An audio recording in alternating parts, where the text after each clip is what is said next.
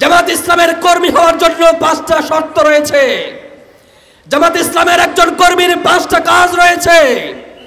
নিশ্চয়ই আমরা সেই কাজগুলির কথা জানি, কি বলেন ঠিক কিনা? জামাতের একজন কর্মীকে নিয়মিত কোরআন পড়তে হয়, জামাতের একজন কর্মীকে নিয়মিত হাদিস পড়তে হয়, নিয়মিত ইসলামী সাহিত্য পড়তে হয়। জামাতের একজন কর্মীকে সে নিয়মিত কোরআন হাদিস ইসলামী সাহিত্য পড়ে কিনা এটি তাকে রিপোর্ট বইতে লিখতে হয়।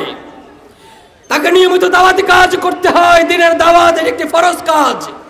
সেই ফরজিয়াতের দায়িত্ব সে প্রতিদিন করছে কিনা এই হিসাব তাকে নিজে নোট ডাউন করতে হয়। আল্লাহর এই জমিনে আল্লাহর দ্বীন কায়েম করার জন্য অর্থ দিয়ে সহযোগিতা করতে হয়। জামাতের প্রত্যেকটা মিটিংয়ে তাকে সর্বাত্মক অংশগ্রহণ করতে হয়। সর্বোপরি জামাত কর্মী মানে একজন সমাজকর্মী। আমি আজকের এই কর্মী সম্মেলন থেকে আমাদের কর্মী ভাইদেরকে উদাত্ত আহ্বান জানাতে চাই, আমাদের এমন কোনো কর্মী বাদ থাকবে না যিনি কোরআন হাদিস নিয়মিত পড়বেন না। আমাদের এমন কোনো কর্মী থাকবে না যিনি 5 ওয়াক্ত নামাজ জামাতে আদায় করবেন না।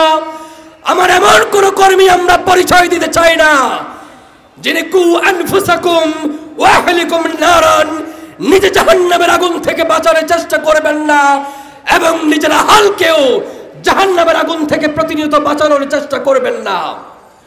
সবশেষে আমি বলতে চাই, জামাত কর্মী মানে সমাজের প্রতিটি মানুষের দুঃখ দুর্দশায়, বিপদে মুসিবতে, হাসি কান্নায় বেদনায় তার পাশে দাঁড়াতে হবে। কি দিন, কি রাত, কি দুপুর, কি সকাল, কি বিকাল, সেটির কোনো তোয়াক্কা না করে সর্বসাধারণের পাশে গিয়ে আমাদেরকে দাঁড়াতে হবে ইনশাআল্লাহ। এরই মাধ্যমে আমরা বাংলার প্রতিটি ঘরে ঘরে, প্রতিটি জনে জনে দ্বীনের দাওয়াত, ইসলামের দাওয়াত তথা জামাত ইসলামের আহ্বানকে ওয়ামান আহসানু কাওলাম মিম্মান দাআ ইলাল্লাহি ওয়া আমিলা সালিহাও ওয়া ক্বালা ইন্নানি মিনাল মুসলিমিন, এই ঘোষণার মাধ্যমে আমরা ঘরে ঘরে মানুষকে আল্লাহর দ্বীনের দাওয়াত পৌঁছে দেব।